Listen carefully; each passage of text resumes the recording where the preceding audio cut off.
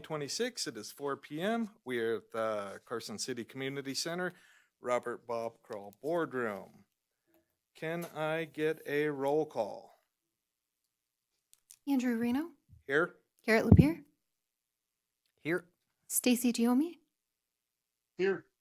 We have a quorum. Great. Next, we will move on to item 3. If everyone could please stand for the Pledge of Allegiance. I pledge allegiance to the flag of the United States of America and to the republic for which it stands, one nation, under God, indivisible, with liberty and justice for all. Thank you. Next, we will move on to item 4 and open it up to public comment. Hearing none, we will move on to item 5, approval of minutes from February 9th, 2026. Does any board member have any changes that need to be made? Nope, I make a motion to approve the board minutes from February 9th, 2026. And I'll second. All in favor? Aye. Aye. Any opposed? All right. Next, we will move on to the consent agenda, items 6 and 7 for possible action. And let's see. Yep, items 6 and 7. Do I have a motion to approve the consent agenda? So moved. Second. All in favor? Aye. Aye. Any opposed? Hearing none, we will move on to item number 9. Possible action discussion and possible action regarding contract number CTA 2627-001 for the design and engineering, fabrication, illumination, transport, and installation of a 69-foot tall sculpture road spike in the amount of $197,687 from March 10th, 2026 to December 31st, 2026. And with that, I will turn it over to David Peterson. I thank you, Chair. For the record, Dave Peterson, Executive Director with Visit Carson City. So I'm very happy that we have gotten to this point. We have Seth, and he's going to come up in just a second. He is the artist that we're proposing to move forward with the board's consideration for this centerpiece, world's tallest railroad sculpture to be located right here in Carson City to tie in with the theme of the Dust and Wonder Trail with the 27, I think, 53-inch railroad spikes throughout Carson City, Virginia City, Silver City, Gold Hill, and the Carson Valley area, along with 3 other 12-footers. That will be on both ends of the original V&T Railroad, with one in the middle at the V&T Eastgate Depot. So this is the big one. We're hoping that we can have this positioned nicely on the grounds of the Nevada Railroad, State Railroad Museum.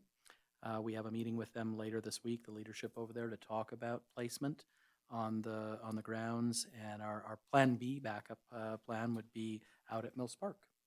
So with that, if there are any questions, Seth, if you don't mind, coming up, if you want to talk a little bit about the design, your inspiration, I think that would be great, and then open it up to the board for questions. Sure. And then, so Seth, you just have to press that and just state your name for the record. Yep, perfect. Seth Johnson, landscape architect designer. Yeah, thank you for having me, and thank you for allowing me to present this in front of you. The inspiration for the spike, for the architecture, came from historic architecture from railroad structures.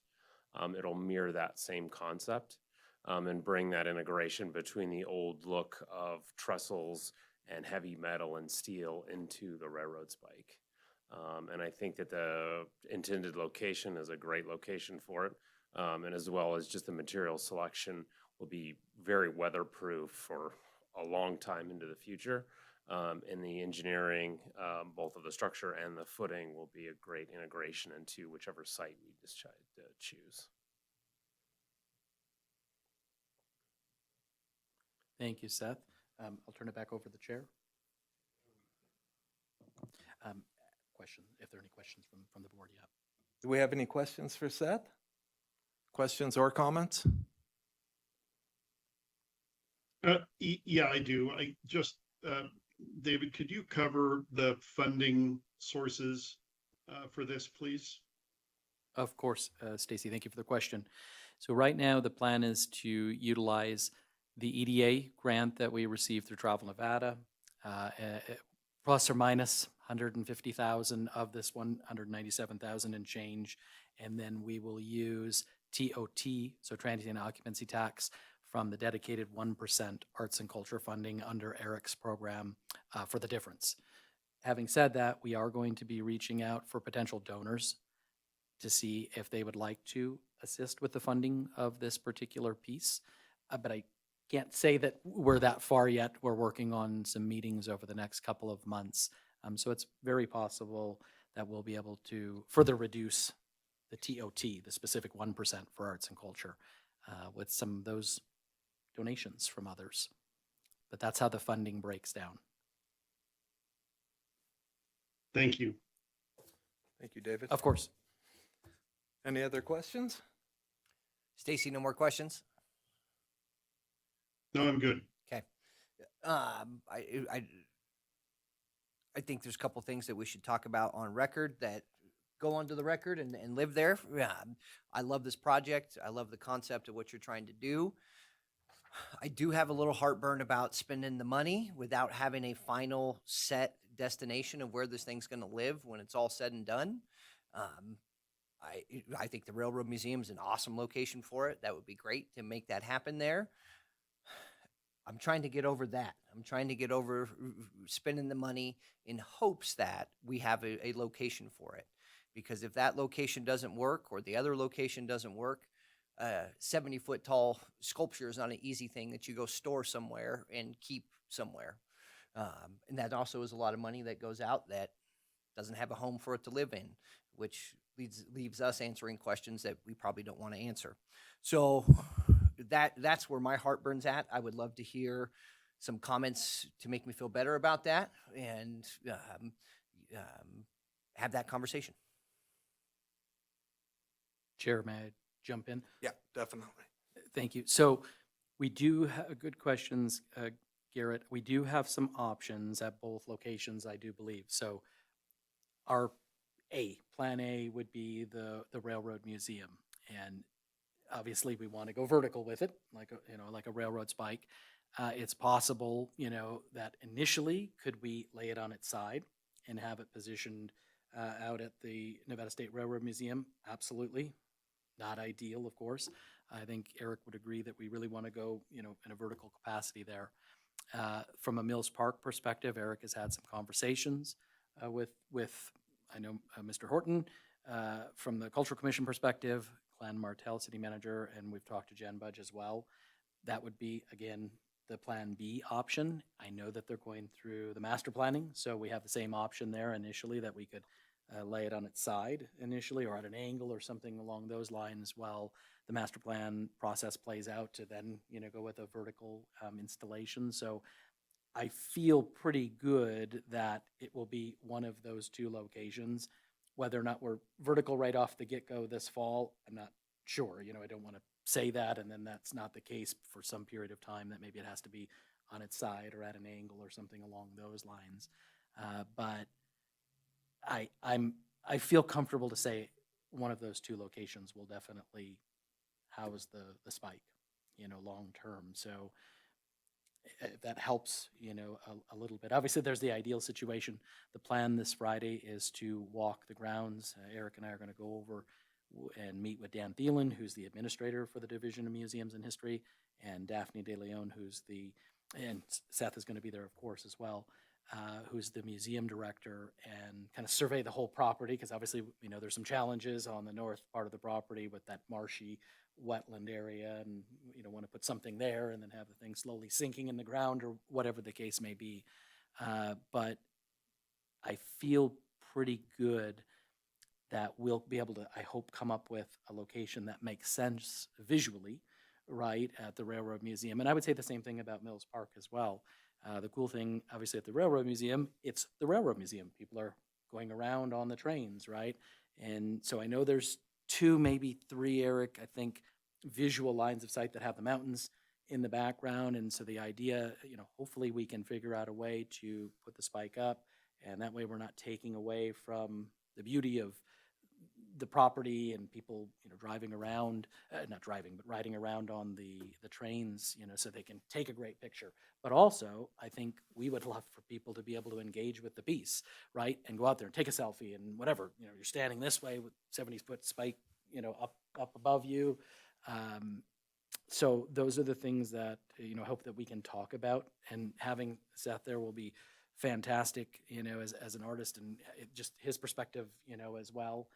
Yeah, there'll be some stuff down the road from a geotechnical perspective about the soil and all this that I do not know a lot about, how to figure that out. But I think the plan for Friday is, can we at least come together and say, okay, here, maybe here's choice 1, choice 2, choice 3 in terms of positioning the spike with the railroad staff and team over there.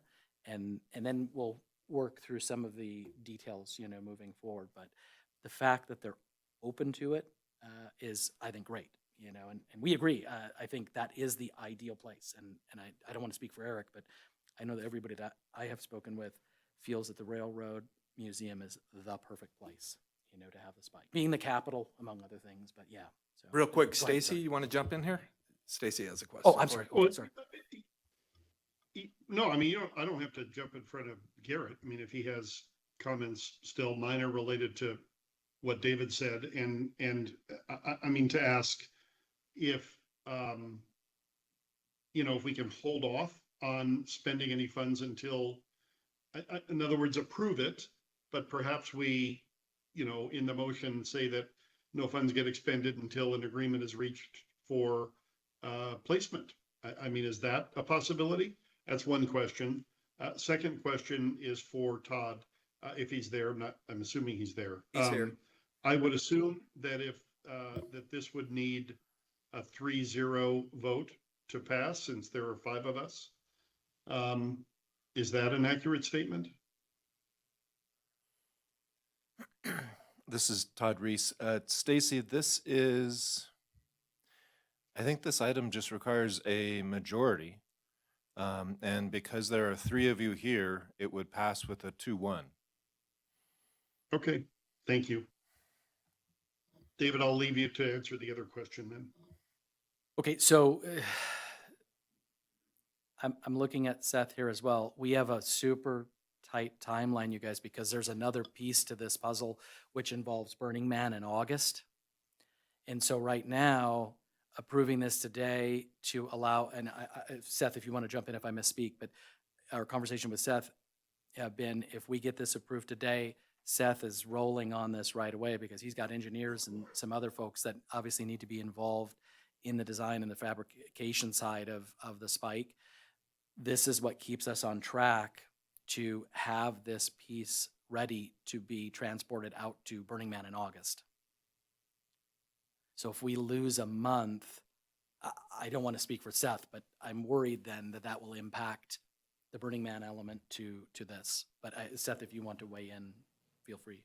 Yeah. Why would you have to lose a month necessarily? Stacy, sorry, I thought you had said we would come back once we know. So I was thinking you were talking about the April board meeting. No, my question was, if I said that, I didn't mean to allude to that. My comment was, would it be possible to approve it pending confirmation of some sort of agreement to place it, either from the city manager at Mills Park or from a letter from the museum director?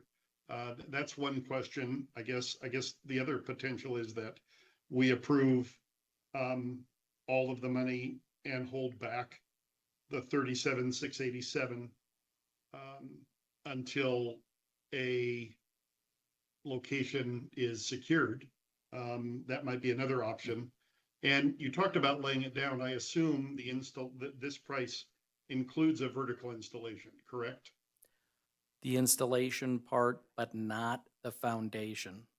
That we still have to do separately, because with the EDA grant, that's not something that's covered, right? So there was still a little piece of this puzzle from an installation standpoint that we ourselves have to cover, because the way that the EDA grant guidelines for our particular cohort were written, installation of things, in this case, art projects, is actually not eligible. Not our rules. So so the 37,687 covers what then? Give me 1 second, Stacy. Let me.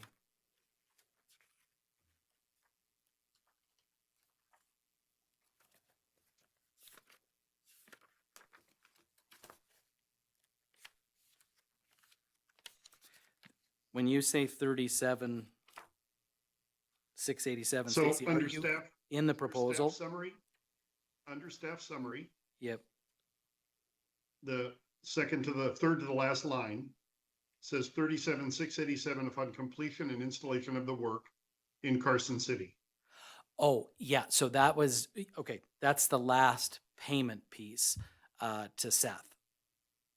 Right, we broke it down into those 1, 2, 3, the 4 different payments basically to complete our payments to Seth. So I see what you're saying there. Could we hold off and wait on the final payment for final installation? I think that's a fair way to go about doing it. And I mean, we don't even know how much we're gonna have to pay for the foundation. right. Yeah, separate process that we'll have to go through for that particular part of it. And that was just to decouple this from this particular RFP that we put out to not create any issues for the Travel Nevada and DTCA team from that perspective. And I certainly, Stacy, pending the dialogue that we have on Friday, the director of DTCA, I did get a message from her late last week, and she said, obviously, if it's a green light to place this out at the Railroad Museum, she would want to move forward with an agreement to put it there, and then how long, we would have it out there at the property, because it would be considered a temporary art installation or placement is the way that we have to do this, because some of the EDA funds, obviously a large share of the EDA funds, are being used for the design, the fabrication, right, of the piece itself. So I would work with Todd, obviously, to get going on whatever that agreement could look like, and maybe we could bring that back so you all could see that at the April meeting. And how long would you envision it resting there in this agreement? Eric, what do you think about? I have a thought in mind, but I'll defer to Eric just to see what he thinks about that. It would be a long-term temporary loan. I would think we could go up to 100 years. Okay. I want to make sure we weren't talking 2 or 3 years. Yeah. Oh, gosh, no. Yeah, that's way. Oh, yeah, I was thinking 10 to start, with ability to extend it or something like that. But okay, yeah, no, fair enough. And again, we're having to work through some of the nuance of the actual grant itself and the guidelines that we're beholden to, being a member of the cohort number 2, that received the funding through Travel Nevada through the EDA grant. And so after talking to the director, she felt comfortable, with this approach to do a temporary art installation or a loan or whatever the technical would be, Eric, I guess. Yeah, we're working with all of our partners as well as we can with some fluidity, that this would be a temporary loan from Visit Carson City, who would retain ownership, to the Nevada State Railroad Museum. And we would be doing this with the end goal of someday being able to donate it to the Nevada State Railroad Museum and giving them full ownership of it. Okay, thank you. Sorry if I jumped in front of your questions there, Garrett. Nope, not at all, Stacy. Yeah, and that's it for me on questions. If I may jump in real quick, Eric Brooks for the record. Conversations have been going on with railroad staff, including Daphne Deloney, the executive director, for over a year. So this isn't something that we're just now presenting to them. We have been in conversation with them about this piece living there at some point for over a year, and they are very much agreeable and they want it. So that's maybe will soothe you a little bit knowing that this isn't our first meeting going in to talk with them. That everyone who's part of this wants it to be there, including those that are on staff currently. So you feel pretty comfortable I With feel the- very comfortable. Like I'm okay. in a, with the Railroad Museum? I do. And Mills Park is option 2. It's good to have a second option. Yeah. Everyone wants this, including everyone wants this to be at the Railroad Museum. And it is where it should be. So I feel very comfortable and confident that this is where it will come to rest. Okay. Yeah, and in the short run, I have a commercial lot in Carson I'll store it at for the short run until we figure out exactly where it's landing as well. And I would just add to Eric's comments, I think what changed, this has gone back and forth, as Eric said, it was, yeah, then, oh no, because it's being 100% funded. At one point, we envisioned it utilizing the public art infrastructure money within the EDA grant. Now that that is not the case, and we will be supporting it, whether it's our TOT, the 1% for arts and culture, or through other donations, that changed the position from the Department of Tourism and Cultural Affairs perspective, because it wasn't 100% being funded with EDA money. And so, yeah, it's been a yes, no, back and forth a little bit. And a lot of this honestly had to do with the nuanced language of the grant guidelines themselves and what was eligible, what wasn't eligible, and something with another 3D Culture Corridor project that had come up even before that had been approved. And so apologies, that this has been a little bit of back and forth. I never thought it was going to be easy, but it's certainly been a little bit more difficult than even I think I had anticipated to work through all of these nuanced things between the state and us and county and this, that, and the other thing. And so, but I do feel, I share the optimism that Eric has for our conversation on Friday, that I think we can come to some sort of a decision that, hey, yes, we like it. Here's 2 or 3 different physical options for placement on the property, and then just work, through the details. And yes, there'll be some geotechnical things that'll take place down the road, but we're not that far, along yet. So at first it's just, does this make sense? Can we select, I'd love to have a couple of locations, not just one on the property, but 2 or 3 different locations for consideration. And then, we can keep the process moving forward. The good news, and the reason that I have the contract going out to December, is on the off chance, something comes up between design, fabrication, Burning Man coming back. If we run into a pickle or whatever over there at the museum and there's some additional geotechnical work that has to be, let's say, done, at least we have some flexibility, right, with still getting this installed before the end of the year. And the beauty of that is, since the installation is not technically eligible through EDA, we don't have to worry about the conclusion of the 2 years on October 8th for the EDA grant, right? We're not beholden to that deadline, right? As long as the piece is created, that's the way that the grant is written, that we, you guys approved as the board. The piece has to be completed, and that's all we're held to in terms of utilizing the EDA monies. So I think we've got a little bit of flexibility, I guess, is where I'm going there. It's not like, oh my God, it has to be, in and done by, the 8th, right, of October. So on the off chance that something does happen, we still have some flexibility, beyond the 8th. So, and I appreciate Seth being willing to store it, temporary basis at his yard. So I think we have some options, I guess, there, in case something comes up that we none of us anticipated. So you left yourself a buffer, time-wise, just in case. Yes. Good. Yes. Any other questions?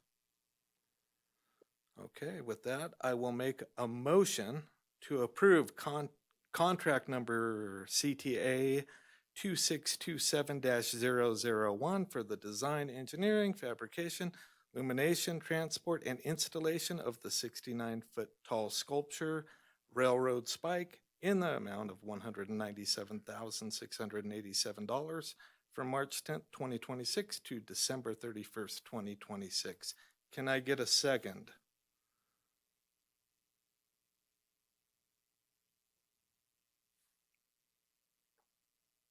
I need a second on this.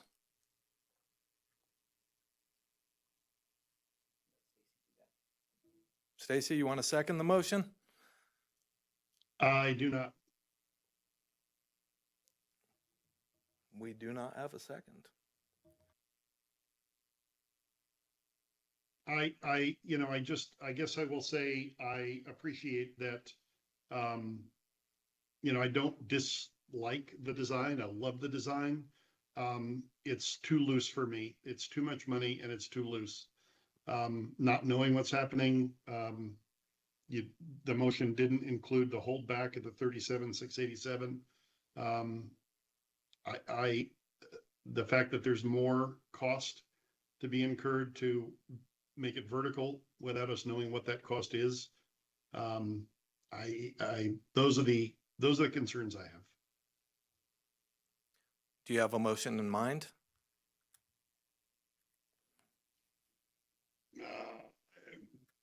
I don't know. I have to think about it.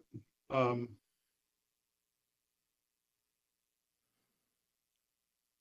make a motion for discussion. Go ahead.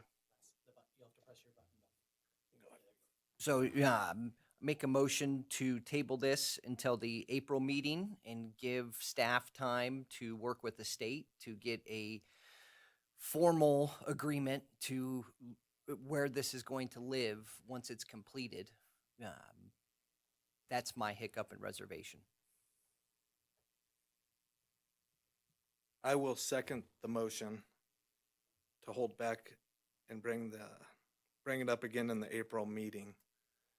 Can I get all in favor? Wait, Hold- on the question. Go ahead. Sorry, Stacy. David, does that seem doable?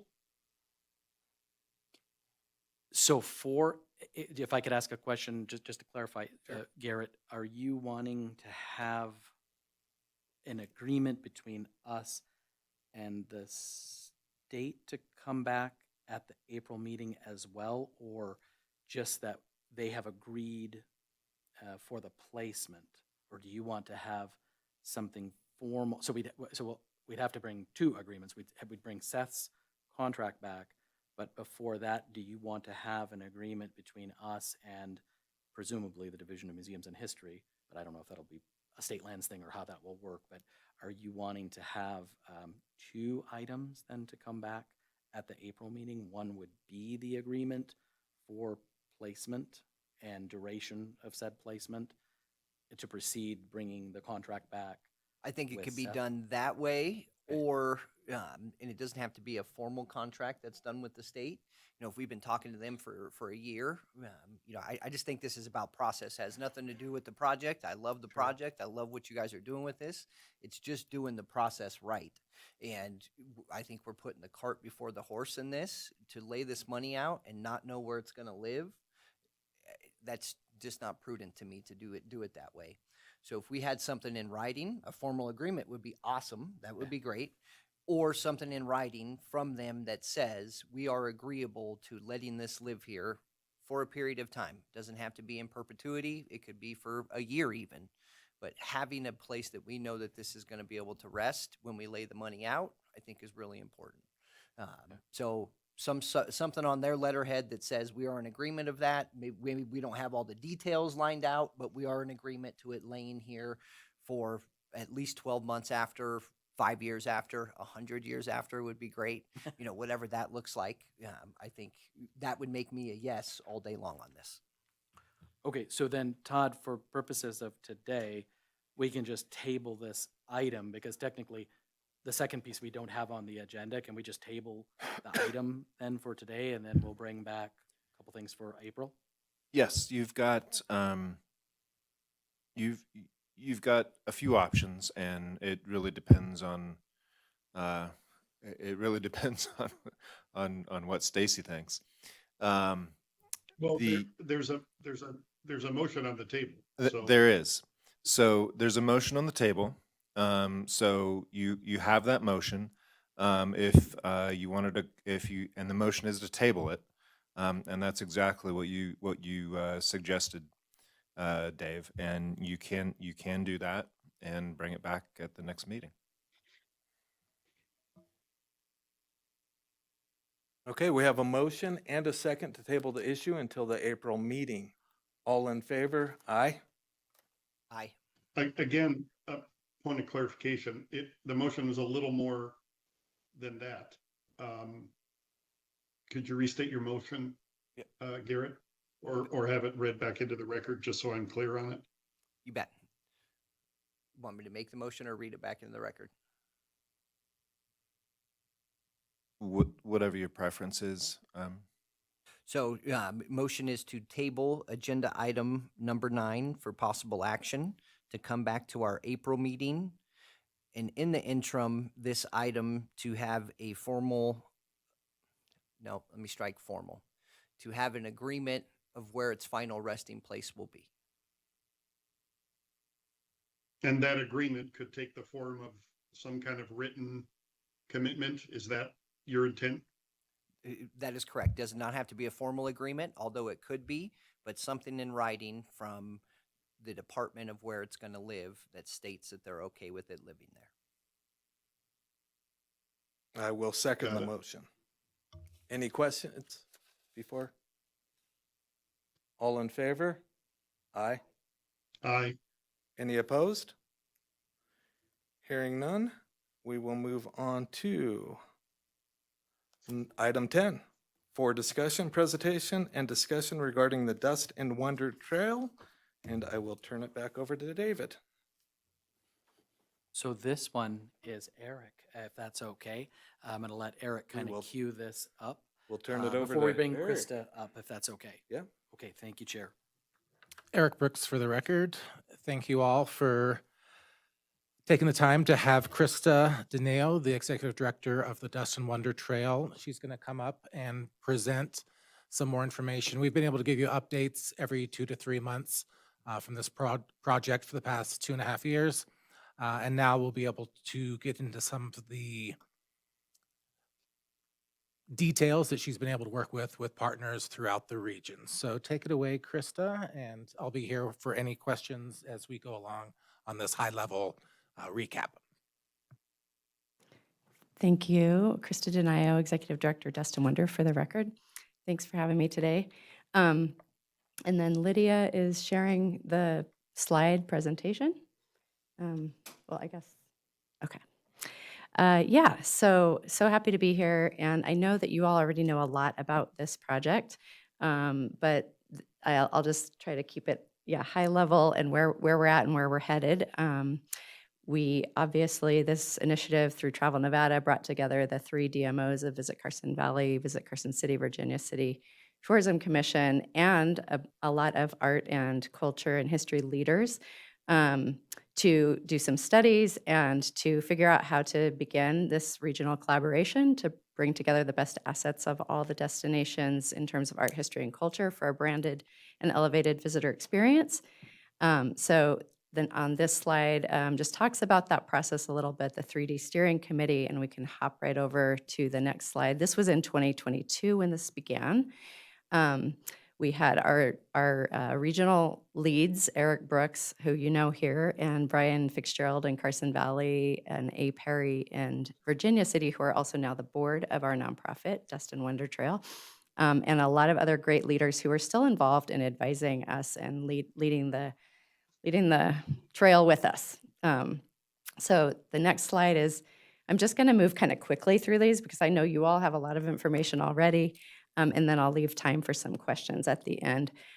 This was just kind of some of the highlights of the studies that happened that just demonstrated that there's a lot of opportunity to draw in local visitors from Reno, Tahoe, and Vegas. And there's a burgeoning, rapidly growing sector of travelers who are the cultural travelers and folks who really want unique and off the beaten trail experiences. So Dust and Wonder is perfect for bringing those folks to our regions. And this slide is just talking about other things that were discovered or heard during the public forums of at that time about creating unique experiences, authentic experiences. Folks want to really get to know a place, creating things like a passport, which we're working on now, that would bring people through all of these destinations, connecting these destinations and their unique but also connected experiences. Principles and project goals that were identified then and that we're working with now include stewardship and inclusivity, connecting arts and heritage destinations, as we talked about, through the 3 destinations, and strengthening economic viability of existing artists and art and culture and heritage businesses in all locations. So these are our guiding principles. And as we are, just to lay out sort of where we are, that phase 1 of the first couple years was doing that study. We now have a 10-year destination plan that is an amazing guide for our work. Where we are now is I began here, joined forces with everyone involved in June, and we began the establishing of the nonprofit. We've been working with Estepona Group to do the logo and branding, which you'll see in a moment. They are in process with building the platform, which is really incredible and we're really excited about, which will be coming live around the end of May. We're doing a lot of we've been doing a lot of community engagement through town halls and other, just meetings and working with community for input and guidance. Now really focused on programmatic and funding plans and the public art infrastructure, which you've been hearing about, the amazing railroad spikes that are happening throughout all 3 destinations, with a special vision and guidance of Eric Brooks and our board and our invited or our selected artists. And we are doing a lot of board development now, and then we'll begin committee development for guidance. This is our mission, so just to share with you that we're bringing everything together that's already been learned and talked about through that 10-year plan, connecting communities through art, history, and culture. Building collaborations between local artists, culture, and history bearers is really important for the foundation of what we're doing. In our vision, we are focused on keeping in mind economic growth and community engagement, educational opportunities, and revitalizing our rural communities, which all of you are very familiar with and already doing. So yeah, I think a big focus on collaboration for us. We can hop on along. This shares with you our brand, our budding brand. This is our logo, which we're very excited about, and took a long time to actually find the right one. And we're really proud of it and how it represents, we think, the excitement of the movement along the trail and the wonder that all of the art, history, and culture brings to all of us, and also the incredible nature that we're all fortunate to have in these locations. And yeah, just continuing to work from there with the Estepona Group on how to create this platform that will really be user-friendly for our visitors, and also really support the art, history, and culture creatives in the corridor by showing what they're doing and creating a literal map that visitors can see and connect with, and that will include the Spike Trail, and really provide some great wayfinding for art and history and culture experiences here. Now I'm talking really fast. I just want to make sure I don't waste anyone's time and that we have time for questions. Let's see where. I don't know why I'm even looking at my computer. It's right here. So yeah, so the unique opportunities of the platform that's being built and what we're doing is the collaboration between the 3 destination marketing organizations, and then also offering really cohesive and personalized itineraries for visitors. So we are going to be creating those. All 3 DMOs will be involved in creating those, and then we also have a strong AI component so that once we've brought the membership and all of the local opportunities onto the platform, that visitors can really narrow in on specifically what they want to experience in a variety of 1-day, 3-day, 5-day or so opportunities. We're really going to do our best to get visitors to at least 2 of the 3 destinations is a goal. Moving along. Oh, okay. Sorry. So this is just some of the awesome statistics that demonstrate the expansion and growth in cultural tourism industry, art tourism market, and the excitement and development in detour destination traveling. So these statistics just kind of back up why we're doing what we're doing and make us excited. So we've already talked a bit about the public art infrastructure. That is now underway. We're working on the smaller spikes, medium-sized spikes, and hopefully soon the large spike. There will be storytelling that's happening with and through the spikes, and those will be connected by QR codes to our digital platform. And so we will be doing some unveiling events and sort of showcasing and highlighting as we launch starting this summer.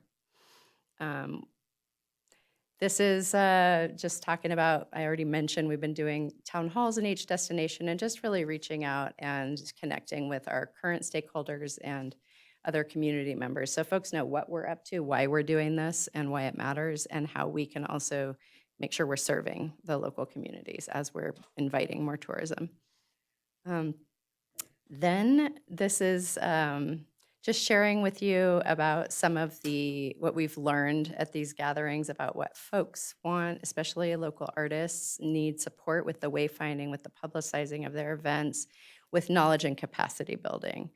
And so then on the next slide, you'll see some of the ideas for specific curated itineraries that we've been working with, highlighting local artists and makers, creating intergenerational experiences. This is something I'm working on in several grant applications right now, or projects that bring together youth, elders, and community to design murals, for example, or other kinds of community-centered and based art. So educational experiences, thinking about families, thinking about, nature and art together, thinking about all of the indigenous art, the Western art, the specific and unique experiences here, and how to connect those through those curated itineraries.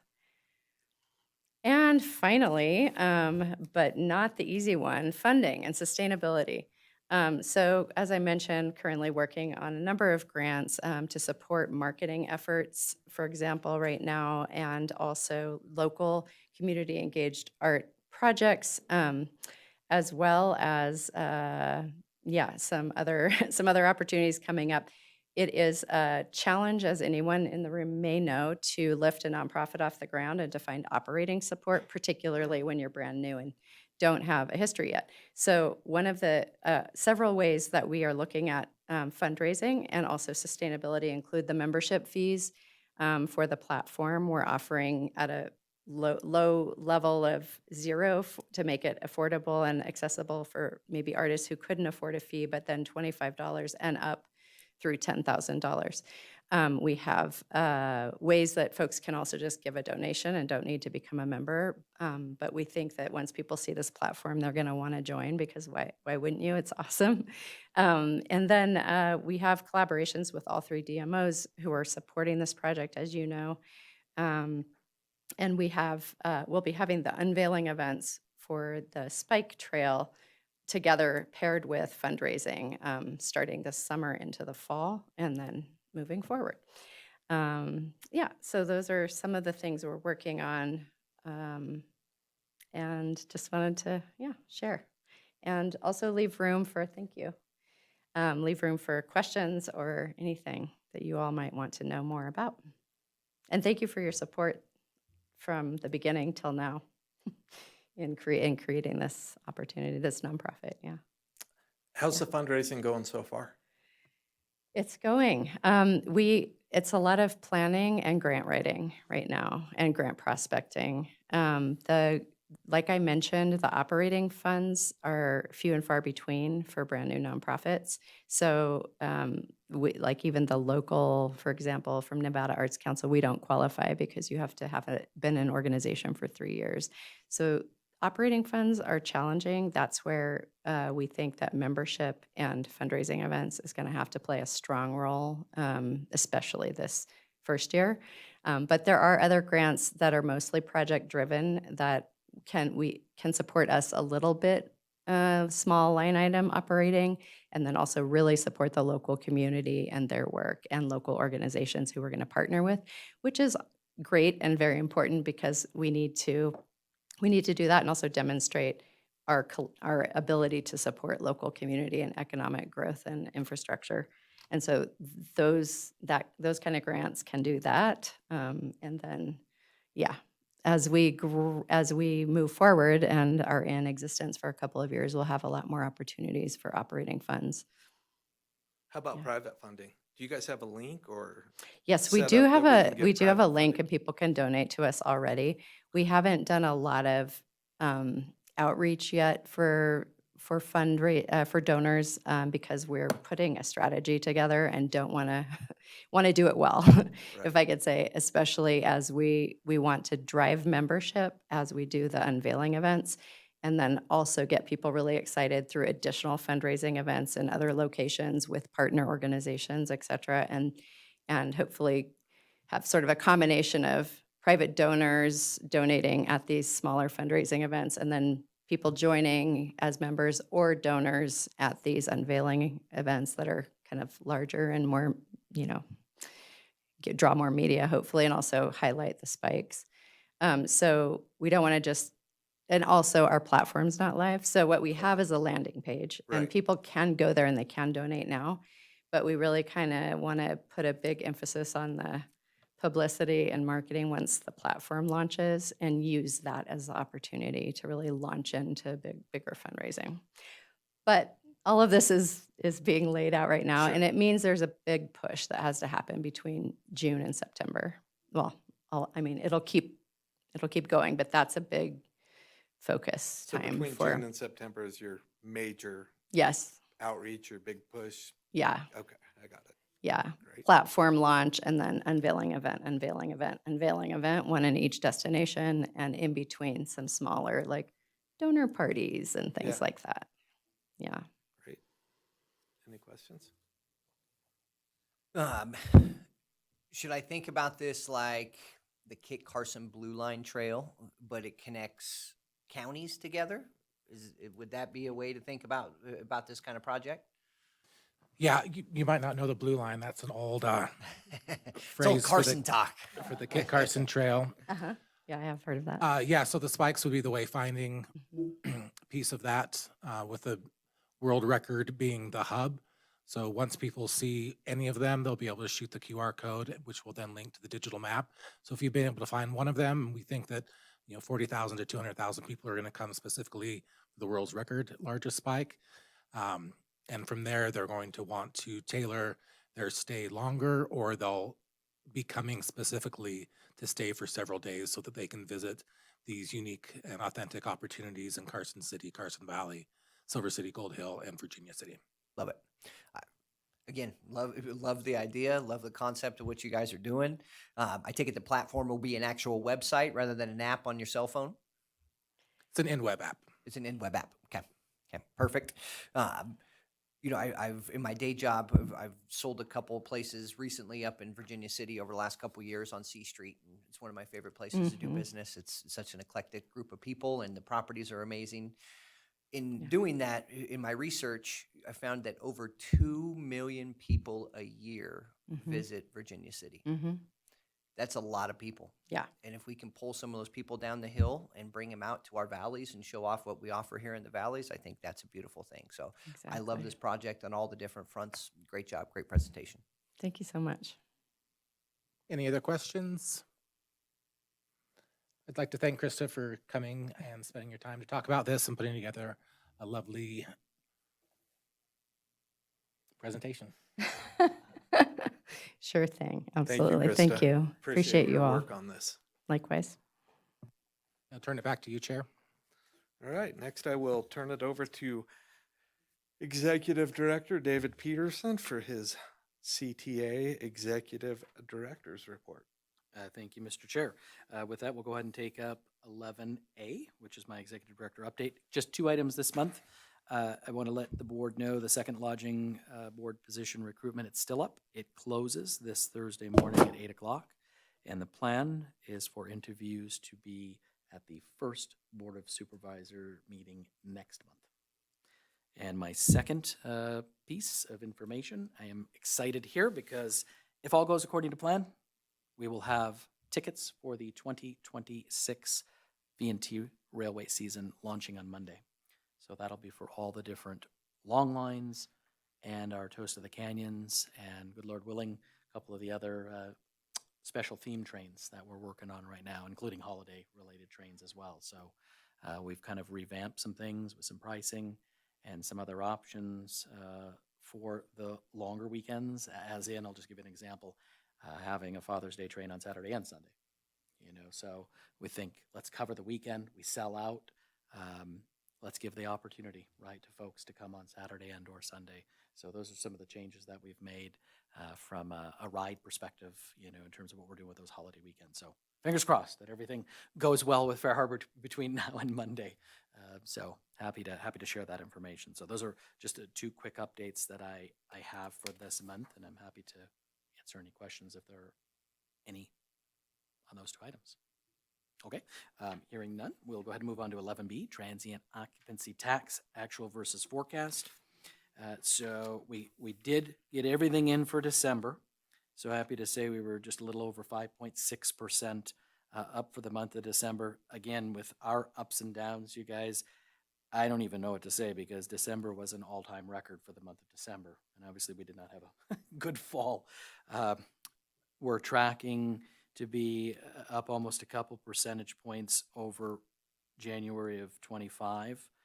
So you'll see that 1.773 sitting in there. And I chose right now to not adjust February through June. Obviously with the new property coming online with the Home 2 Suites, I'm going to have about 24 days of data to work with for the month of February before we put our 27 budget together. So I'd like to see what that looks like, and then I'll probably have to do some modeling around the Staybridge, like properties to try to help blend this in to get us through June. And then obviously I'll do that for the fiscal 27 forecast as well. But right now I just want to kind of leave February through June until I can see something from our newest property. But yeah, so I hope we don't have this yo-yo up and down business to get us through the rest of the fiscal year. So anyway, that's where we're tracking, is just under 29.7 million. Yes, I realize that's down about 957,000 as compared to budget, but it has us up slightly, less than 0.5% relative to the prior fiscal year. So maybe a little aggressive, with the budget forecast that we had put together, but we did get pummeled last fall. And I know, again, having the fields closed did impact us quite a bit. No softball out there at Centennial. So that's where we're looking right now. Again, less than 0.5% up is the projection year over year this fiscal year. So happy to answer any questions if there are any on our forecast. Okay, hearing none, let's go ahead and move on to 11C, events and sales update. So I'm going to be your stew for today, and Chair Reno will jump in case I say something incorrect as we move forward. So we've got the Carson City TCG Con, which is a playing card event, the Go West Prefam Tour, and Go West Summit itself, and then April events. And so Lydia, if you want to get into the trading card con. Okay, so this is a brand new event for Carson City. This is very interesting. I will just say it's more than baseball cards. It's all these different cards that folks are involved in the Pokemon stuff. I never got into that myself. My kids did. So right now we're looking at 100 plus vendors. I want to thank the chair because it was a referral from Andrew to get this event here in Carson City. We'll be at the Multipurpose Athletic Center, flooring that whole facility out for this. They're hoping for 500+ spectators over that 3-day period. I know Stu in his notes said 1,000. I'm going to go with 500, although I know they did bump that up. But I'm going to stick with 1,000 on the record. So it'll run from the morning, about 10 o'clock in the morning, till 10 o'clock at night. And this is very interesting, I think, for us to get into this world. And so we'll see how this goes as a first-time event. Moving on to the ABA, sorry, got ABA on my brain. Go West Summit. This is the pre-fam, Sunday, March 29th. I'm happy to say that we're a part of that day. So they'll leave Sparks, come down to Carson City, and then go up to Virginia City and back to Reno. So for this particular one, with the time that we have, we are going to do the quick drive-by at the historic Governor's Mansion. Then we'll be out at the Stewart Indian School Cultural Center and Museum, followed by a guided tour at the historic Nevada State Prison. So right now, we have lost some folks. And unfortunately, what's happening out there internationally with everything that's taken place over the last few weeks has impacted our participation in this event. So it's kind of a bummer. We're down to 9 people. We had 18. Some folks have canceled, again, because of the geopolitics and some things that are going on out there. But we are still going to make this the best day ever in Carson City. That I can assure you of. We're actually working, I'm super excited with the Stewart Indian School. We're going to have, as a part of the experience, small baskets that each of our participants will be taking away with them. So I think that's a pretty cool. They get a little demonstration, basket weaving, basket making, and so I'm excited. If we had more time, obviously we'd have them create a basket. But again, you know, we're a part of that day, and we'll have Mary Bennett on as our step-on guide again. Everybody loves Mary Bennett. She does an amazing job. So she will be a part of that, and Stu will run point. And just happy again to be a part of this with these folks coming up from, back and forth, the Las Vegas side of things, since it's down in Las Vegas. So the summit itself is a pretty big deal, you know, for us to have it in the state. It was here in Reno, if I'm not mistaken here. Was it not 2 years ago? Tahoe, that's right, Tahoe. So glad to keep it, you know, here in the state of Nevada. Stu's got appointments that open today, so he is feverishly working on flooring out his appointment schedule. As you can see, you know, again, Western states and the western side of Canada as well, and then Mexico is what we're looking at there. I won't bore you with all the details. So where are we at? Okay, April tournaments. All right. So just to kind of wrap some things here, we've got the annual Comstock Shootout, boys and girls, so it's combined, coming forward. We've got the California Youth Sports Association Trap Tournament. That's going to be great. And then the Tasmanian Boxing Club. It's a Parkinson's Warrior Never Give Up event. So it's the first of multiple events this calendar year with Cisco and Maribel, who are amazing over there at the boxing club. So very excited to have multiple boxing events here in Carson City. I'll back up real quick. Looking at 19 teams, 400 players on that shootout, and then on the Youth Sports Association Trap Tournament, 130 to 150 folks from California, youth shooters coming from California. So again, driving overnight visitation on those tournaments.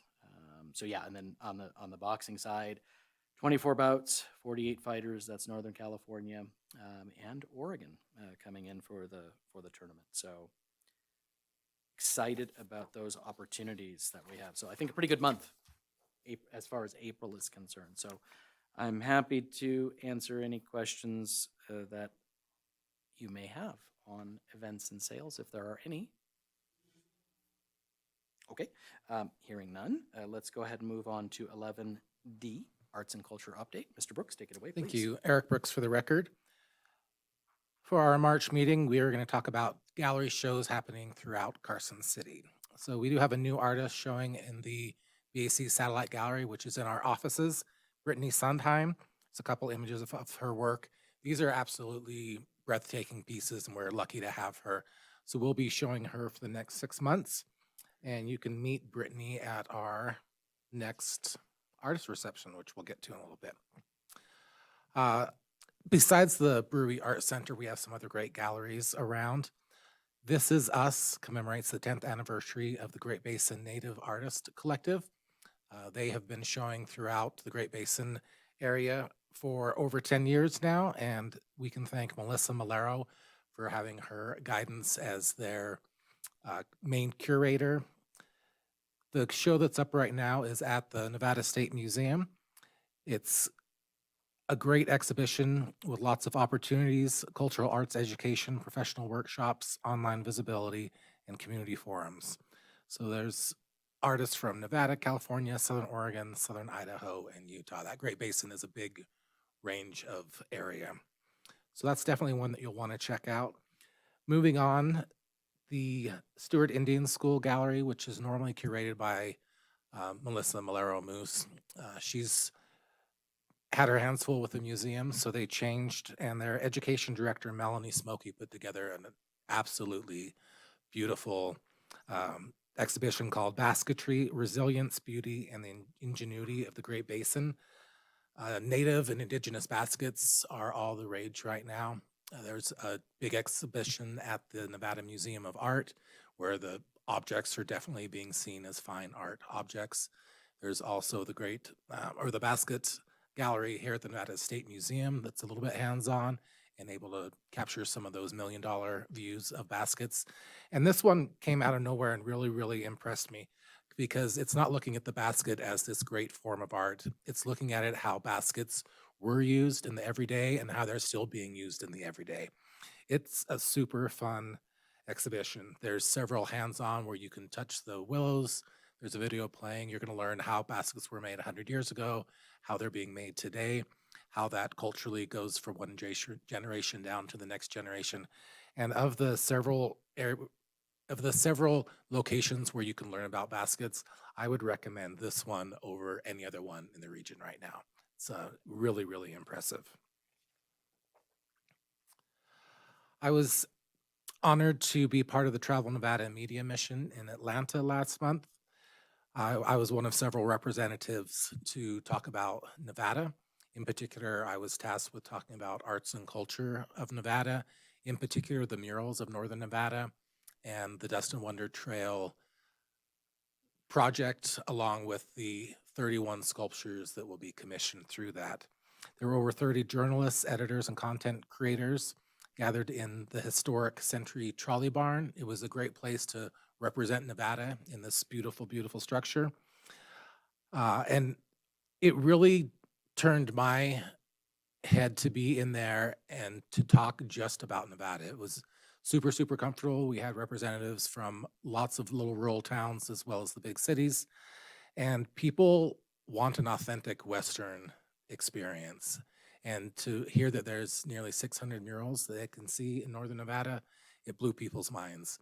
So we're capturing them on several, we're ticking all these different boxes for them where they can have this arts and culture family experience, but really be in the Virginia City, C Street, step back into time. So that phrase, come see the Old West with new eyes, was perfectly placed for them.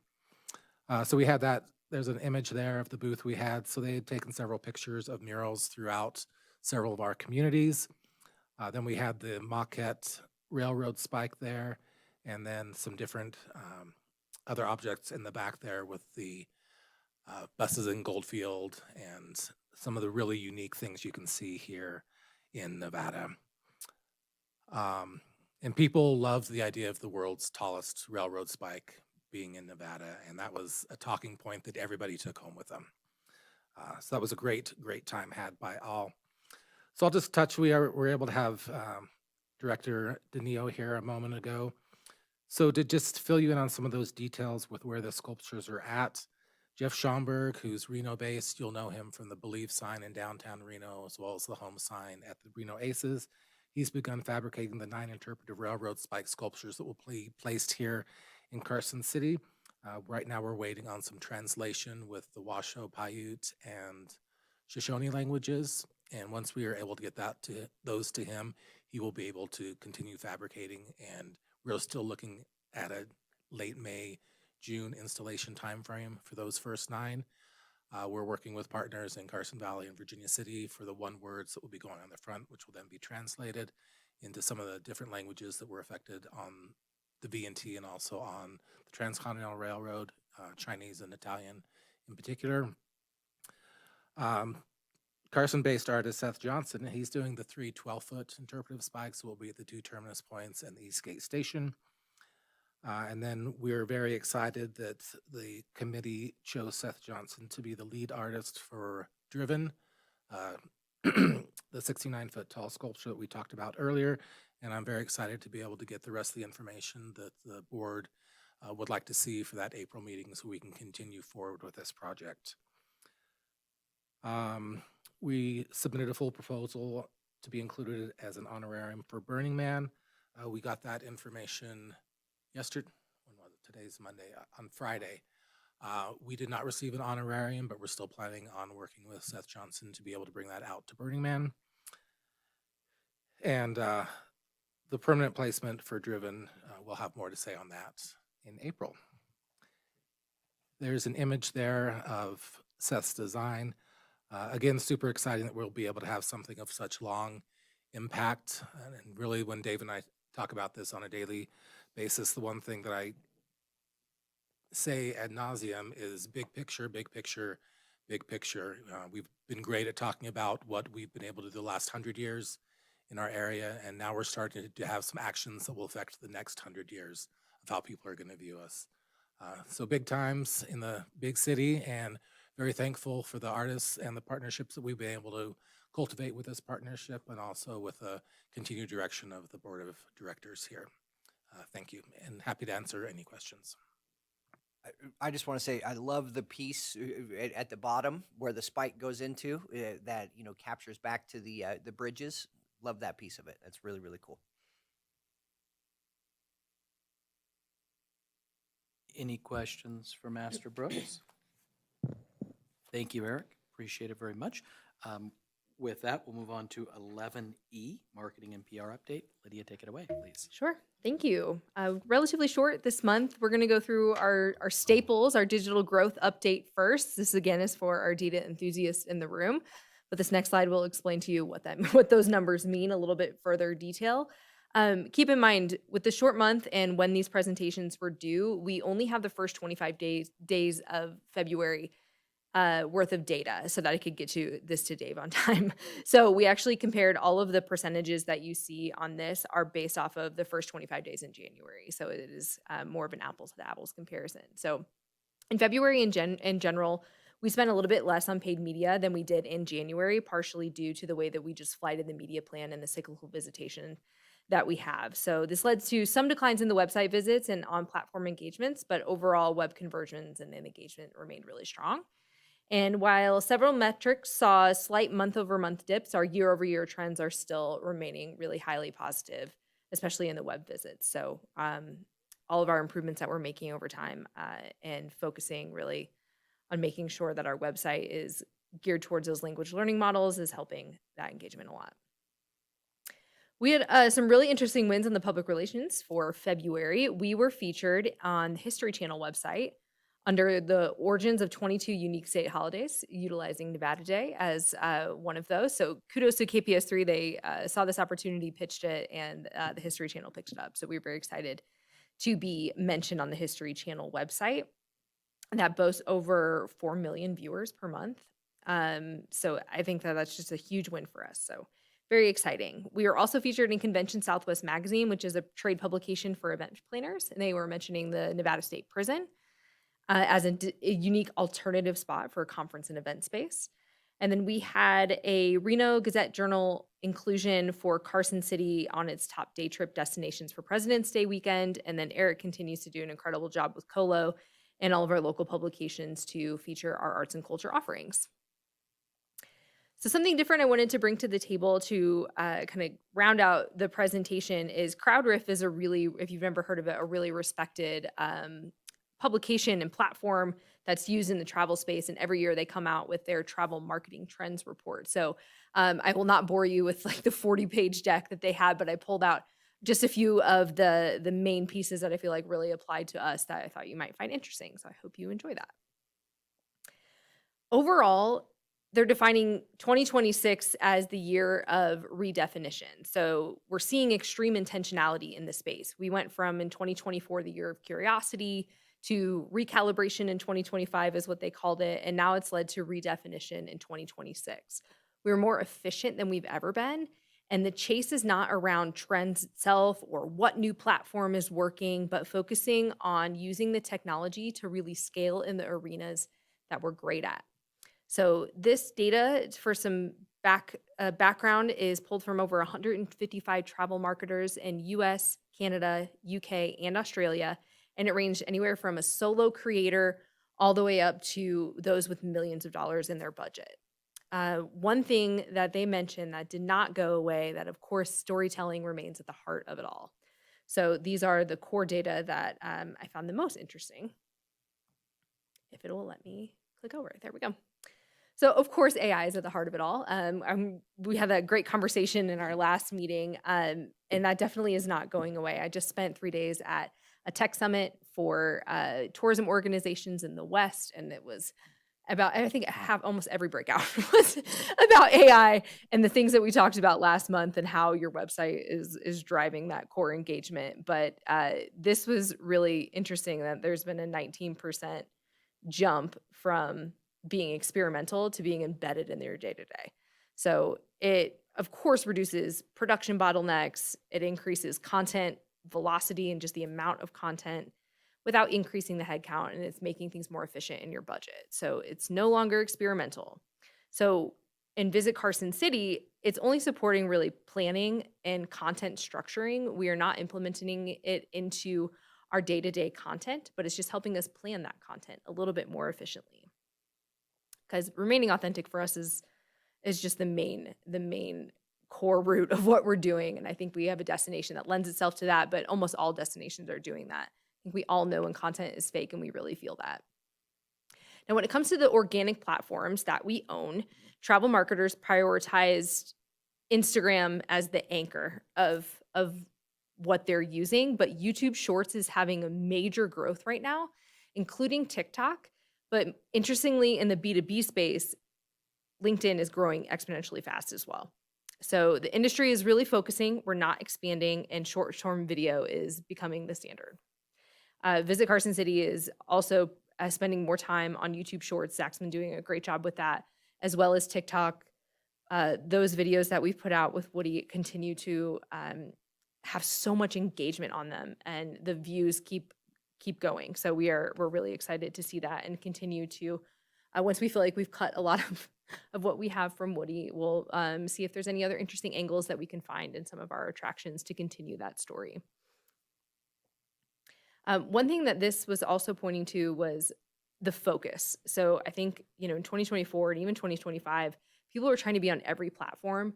And a couple of years ago, we scaled back from that, actually, with a small team, trying to be on X and trying to be on Threads and trying to do everything really well. And Pinterest was just spreading our resources really thin. And so we scaled back and focused on what we can do really well. And that has served us really well. So this slide goes back to that website conversation and how your content is really driving how you're showing up in Google. So website priority grew more than any other channel that was around the organic conversation. So that language learning model, what's feeding AI, is the new requirement, and that was hit over and over and over again at this conference. They haven't decided on a word. A lot of people are calling it GEO, and I wish I wouldn't even said that because I don't remember what the G stands for, so I apologize. But it's what's feeding the language learning model so that you're coming up in those searches again. So AI search is changing our behavior. Fewer clicks, higher intent. It's directly impacting the conversations. So the structure of your website is mattering more than ever. 71% of marketers are uncomfortable with AI visuals. I think that's pretty standard across the board for most people. They look fake. They don't show the destination accurately. The conversation around it can go really negative very fast, especially on social media. So we're just reinforcing using that user-generated content from people who are in the market, and then also utilizing, of course, Zach, who is the major asset in our office. Now, in the influencer space, the industry is moving towards targeted influencer use, which supports a smarter budget allocation. So we're prioritizing fit and message and leveraging influencer content for ads and not just focusing on what their follower counts are. So if we have someone that creates beautiful content that also has an audience that's part of our core audience, then we can negotiate those to be used as ads, because not every content creator will allow you to use their post as ads. So we are negotiating that in our contracts to make sure that our ads that are coming from us look really authentic and not perfectly curated, but is an actual experience for someone who came to market. So the local and the niche influencers in very niche spaces are the future, and we're working really hard to go that route. I think Travel Nevada has done a wonderful job of doing that, from focusing people who are into rock hounding, for example, just really niche activities that people can do in market. For us, it might be a railroad enthusiast, coin enthusiast. So we're seeing that content works really well, and we're exploring those for this next fiscal year. And then this side is talking about where influencer marketing fits and where it doesn't. So UGC remains the most trusted format. Creator partnerships are scalable and relatable. Influencers are more selective and niche, and the industry is moving away from those celebrity, beautifully curated style campaigns into stuff that looks really gritty and authentic. So just a couple more slides. This last one is how social content is measured. And of course, it's really important. So how are we measuring these things? And it's with meaningful interaction and community alignment that are more important than ever. You can see on the top of the list under how people are gauging success is with occupancy rates in travel marketing. So the economic metrics are still leading. I thought that was really interesting. I mean, it makes a lot of sense, but I don't think that that's ever going away. And then, of course, in the metrics that they're using is that engagement. So for us, we're always continuing on focusing on lodging referrals as really being the lowest part of the funnel that we can track without actually getting the booking numbers or referrals from other hotel websites. So we'll continue to focus on that, continue to be in focusing on engagement and being intentional, and being extremely intentional on our website as well. So it's something that we're going to be focusing on for the next year. So the key takeaway that they said that they wanted to leave you with is that the industry, again, is choosing focus, efficiency, authenticity, and owned channel control. There's a few things that have allowed us to move in that direction. And of course, that's obviously having a great leadership that has flexibility. I think Dave has been an incredible partner in that way. I always say, for a guy who's never had social media, the fact that he understands and appreciates what it does is a gift to us all in this office in the marketing side of things. But I also think having a content creator in-house was one of the smartest things that we did 5 years ago. Having him was crucial to allow us to be nimble and forward-thinking and save budget, because when you outsource that content to an agency, it can get very expensive very fast. And it's been a wonderful asset for us to be able to stay on top of these trends and continue into 2026. So with that, I'm happy to answer any questions. I just Hope want you to found that say how much interesting. I appreciate you guys staying ahead of everything. I mean, We you try. really are on top of things, and We try.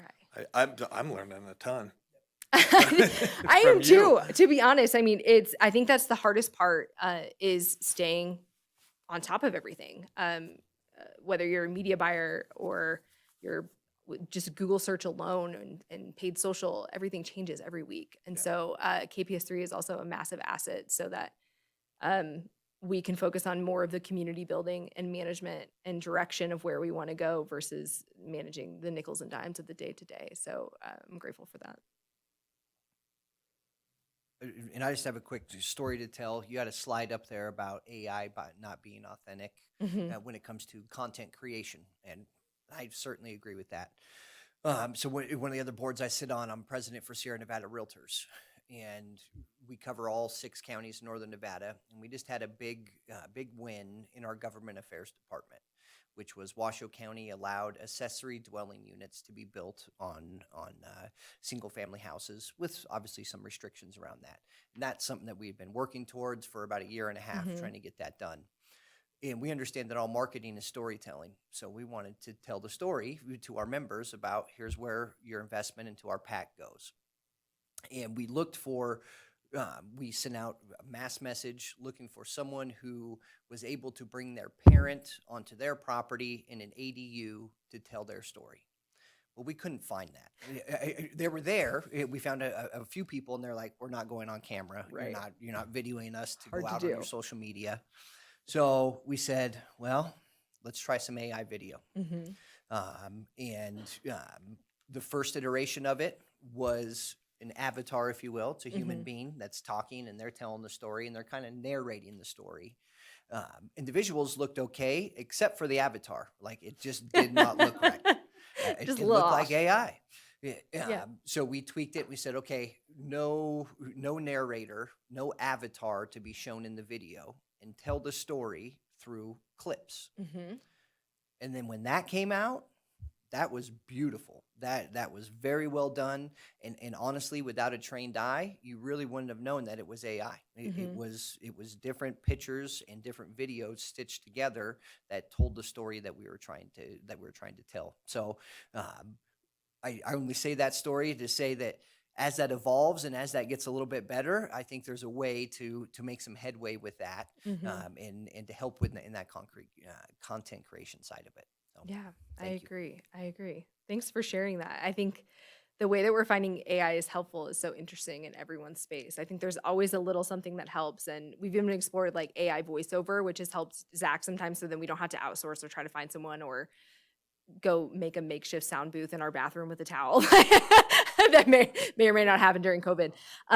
So there's a way to use it for everyone. It's just making sure that it's, when you do put it out public, that it's the right way. And I think that's a great example of how to do that. So we're continuing to exploring it. It's moving very fast. Even at that tech conference, it was really interesting to see what's ahead.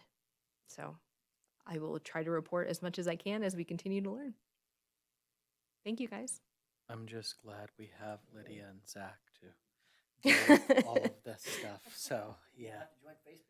No, know. fortunately I don't. And member Giomi's been texting me repeatedly. Lydia, he wanted to let you know GEO is generative engine optimization. Oh, thank you. Just Thank for you. the Thank you. record, and he'd be happy to I talk could not about that. He remember said for the if life you of would me. like, but not in a public meeting. So. Yeah, there's like Um, the 3 different terms that they're using right now. No one's decided on which one it's going to be. So I'm like, Yeah. I guess we're all talking about the same thing. All the breakouts use a different term, and I was like, all right. Yeah, lots going Here on we are. in this space for sure. But I think we, as a destination, being the capital, being historic, we just need to, as Lydia said, be careful, because I think there's a line that you can cross and you don't come back from that, from the visitor perspective. If you cross over that authentic nature of how we're talking about the destination and our people, that live here, and the cool things that we have to do and see for our visitors. So. Yeah, I'm really excited to see the Dust and Wonder Trail in Agreed. web app. I think it sounds Yeah. like Espona Group is really out in front of the technology of what the user experience looks like in that capacity. And so I'm very excited to see that and see how that might inform how we evolve our website too. Agree. Yeah, because there's a personality or a persona component to that too, where we can leverage how you answer questions about yourself and what experience you would have on the digital platform itself, and there's an AI component to that, and yeah, that's a very different situation because it's not replicating any DMO's website. So what we're doing here really, to my knowledge, hasn't been done, in terms of crossover with multiple destinations and the sharing of that content and that information, and trying to move people between the different destinations, through that in-web app, regardless of where you're at in your journey. In theory, we think the benefit of that is you would already be in destination somewhere, but our goal is to move you, beyond just Carson City or just Virginia City or whatever the case may be with the DWT. So yeah, some new uncharted territory, and I learn a lot there as well, about what they're doing from a digital platform perspective and kind of an in-web app perspective. It's not your standard normal website, per se, like we have as visitcarsoncity.com. So it's all new, and that's potentially where things are moving in a general sense, but also potentially for tourism, and DMO space. So yeah, so We got Yeah. these guys to keep us ahead of the curve as much as possible, so. Yeah, Nice. exciting. It's pretty cool. So someday, yes, I'll get a social media account when the technology is perfected. Until then, it'll have to wait, and I'll just stay on LinkedIn and respond every month or two or whatever to people. So, any questions for Lydia? All right, thank you very Thank you. much. We'll go ahead and move on to 11F, future agenda items. Anything that the board would like to have on next month, other than what we've obviously talked about already? Okay, hearing none. 11G, our next regularly scheduled meeting right here, Monday, April 13th at 4 p.m. And with that, I'll turn it back over to the chair. Thank you. Thank you, David. Next, we'll move on to item 12. Do we have any board comments or announcements? Hearing none, we will open it up. We'll move on to item 13 and open it up for public comment. Do we have any public comment? Go team, I like that. Okay, with that, we will move on to item 14. We are adjourned. Thank you, guys. Appreciate everything.